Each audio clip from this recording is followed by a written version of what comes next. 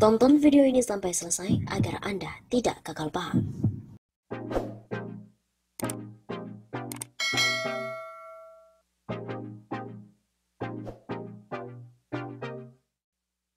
Parlemen ASEAN untuk HAM minta Jokowi batalkan Omnibus Law. Gelombang penolakan terhadap Undang-Undang Omnibus Law Cipta Kerja kini tidak hanya datang dari dalam negeri, tapi juga luar negeri. Salah satunya ASEAN Parliamentarians for Human Rights atau APHR yang ikut menyampaikan sikap terhadap Undang-Undang Sabu Jagat ini. APHR minta Presiden Republik Indonesia untuk membatalkan undang-undang ini. Begitu kata ketuanya yang juga merupakan anggota Parlemen Malaysia, Charles Santiago, dalam keterangan resmi yang diterima oleh redaksi Tempo di Jakarta pada Kamis 15 Oktober. Omnibus Law ini sebelumnya sudah disahkan DPR pada Senin 5 Oktober yang lalu. Kemudian Rabu 14 Oktober 2020, undang-undang ini sudah diserahkan DPR ke Presiden Joko Widodo untuk segera diteken. Charles kemudian menjelaskan bahwa tujuan dari Omnibus Law ini jelas, yaitu untuk mendongkrak investasi asing dengan mengorbankan hak-hak demokratis, hak buruh, dan lingkungan hidup. Undang-undang ini tidak didasarkan atas ilmu ekonomi melainkan oportunisme semata. Sehingga Charles meminta Jokowi menyusun rancangan undang-undang baru yang memenuhi kewajiban HAM di Indonesia. Ia meminta undang-undang baru ini pun disusun bersama serikat-serikat buruh dan masyarakat sipil. Sementara itu, Jokowi menjamin keamanan para pengunjuk rasa agar damai. Ini bukanlah pernyataan sikap dunia internasional pertama kali atas Omnibus Law. Sebelumnya, sekumpulan investor global ikut menyuarakan kekhawatiran mengenai isu Undang-Undang Cipta Kerja. Mereka antara lain adalah Aviva Investors, Legal and General Investment Management, manajer aset yang berbasis di Belanda, Robeco, serta manajer aset terbesar di Jepang, Sumitomo Mitsui Trust Asset Management. Secara keseluruhan mereka adalah 35 investor global dengan total aset kelolaan mencapai 4,1 triliun US dollar. Meskipun kami menyadari perlunya reformasi hukum bisnis di Indonesia, kami memiliki kekhawatiran tentang dampak negatif dari tindakan perlindungan lingkungan tertentu yang dipengaruhi oleh Omnibus Law untuk menciptakan pekerjaan. Ujar Senior Engagement Specialist Robeco, Peter van der Werf, perwakilan komunitas investor tersebut.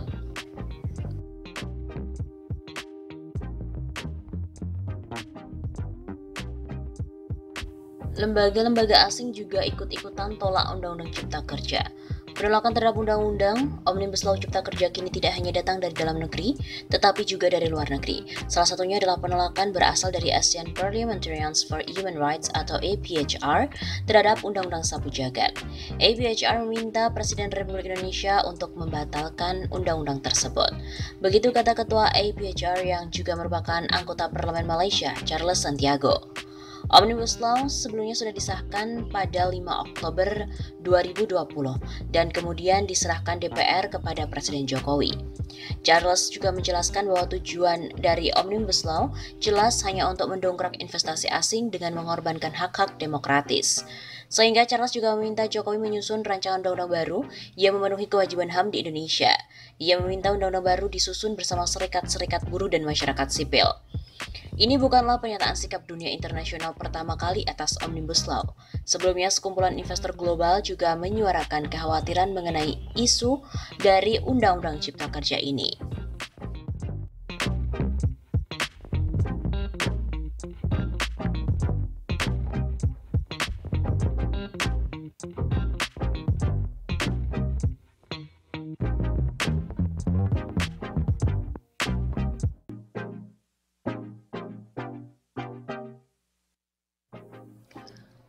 Tamat sudah rezim Jokowi. Proposal Omnibus Law ditolak oleh Bank Dunia. Mengejutkan, Undang-Undang Omnibus Law atau Undang-Undang Cipta Kerja yang merupakan roadmap inti pemerintahan Jokowi dalam rangka pemulihan ekonomi malah ditolak oleh Bank Dunia. Dalam sebuah laporan, Bank Dunia mengatakan bahwa Omnibus Law merugikan ekonomi. Proposal Omnibus Law yang bertujuan melanggengkan eksploitasi sumber daya alam ultra neoliberal malah ditolak Bank Dunia. Ada apa gerangan? Ini memang tidak lazim. Biasanya seluruh undang-undang yang lahir di Indonesia tidak lepas dari perhatian global, terutama Bank Dunia. Karena berkaitan dengan keamanan investasi dan aset-aset mereka di Indonesia. Selama ini undang-undang selalu mendapatkan dukungan dari lembaga keuangan internasional, khususnya IMF dan Bank Dunia. Namun kali ini malah ditolak. Ada beberapa indikasi mengapa Bank Dunia ini menolak. Secara politik, ini adalah sinyal bahwa pemerintahan Jokowi tidak lagi efektif dalam melakukan komunikasi internasional, terutama kepada lembaga-lembaga keuangan multilateral.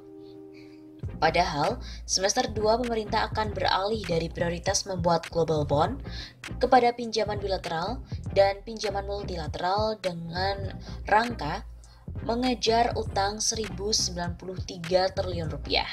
Ketika proposal ini ditolak oleh lembaga keuangan multilateral, maka target utang ini menjadi ambiar. Dengan demikian, maka Presiden Jokowi sendiri tidak lagi efektif sebagai proksi para Taipan dalam memperoleh sumber-sumber keuangan dalam rangka penyelamatan ekonomi. Padahal tanpa bantuan pemerintah, dana bailout, penyertaan pemerintah dan investasi pemerintah di perusahaan swasta, maka mustahil perusahaan swasta bisa selamat oleh serangan COVID-19 dan juga krisis sekarang ini. Sementara Presiden Jokowi tidak lagi representatif bagi mereka, para Taipan, untuk mendapatkan dana talangan yang nilainya mencapai 690 triliun rupiah, melebihi BLBI, KLBI yang pernah diberikan pada krisis moneter tahun 98. Padahal baru saja Presiden Jokowi menerbitkan Perpres tentang pembentukan tim pemulihan ekonomi baru yang diketuai oleh Ketua Partai Golkar Airlangga Hartarto dan pengusaha muda super tajir Erick Thohir. Sudah menjadi rahasia umum bahwa tim ekonomi ini adalah kunci dalam meloloskan Omnibus Law. Meskipun tim ekonomi baru tersebut keluar dari skema tim ekonomi sebagaimana Perpu nomor 1 tahun 2020 dan Undang-Undang nomor 2 tahun 2020. Bahkan, keberadaan tim ini ilegal jika mengacu pada undang-undang yang mengatur pada strategi penyelamatan ekonomi tersebut. Sebagaimana diketahui bahwa Omnibus Law pada intinya adalah regulasi dalam rangka melanggengkan eksploitasi sumber daya alam, khususnya tambang batu bara, energi fosil, dan perkebunan, dengan berbagai insentif usaha dan fasilitas dalam rangka untuk menopang ekonomi dan kekuasaan oligarki politik Indonesia saat ini. Mengingat sumber daya alam tambang batu bara, fosil, mineral, dan perkebunan sawit adalah sumber keuangan utama kekuasaan Indonesia saat ini.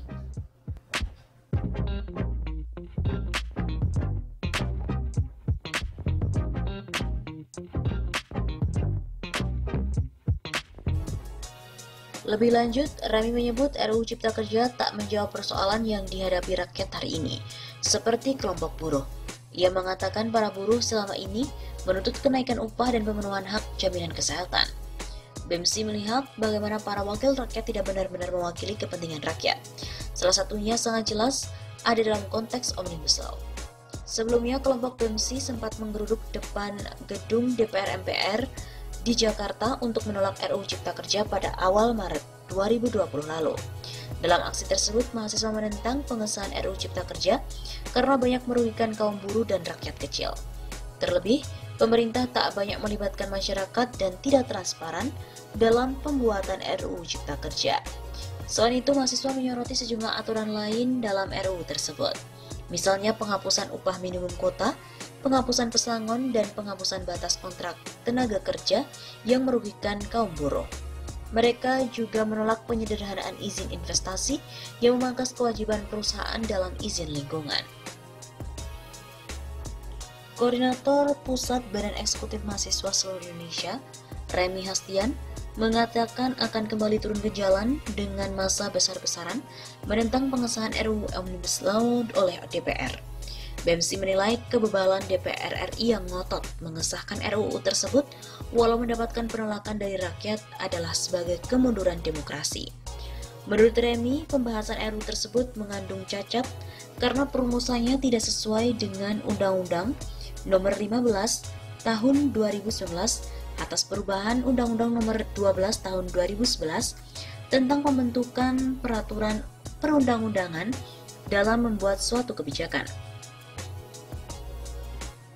Di masa pandemi, bukanlah pemaafan untuk kita tidak bergerak sama sekali. Oleh karena itu, kami mengajak dan menyerukan aksi pada tanggal 16 Juli untuk sepakat menolak disahkannya rancangan Omnibus Law. Begitu kata Remi dalam rilis persnya yang diterima oleh redaksi pada hari Kamis 9 Juli di Jakarta. Aksi tersebut, tegas Remi, tetap akan memperhatikan protokol kesehatan, pencegahan penyebaran COVID-19. Setiap orang himbaunya harus membawa masker, hand sanitizer, memastikan suhu tubuh dan kesehatan tubuh stabil dan wajib menjaga jarak sebelum dan saat serta setelah berjalan dengan kegiatan tersebut.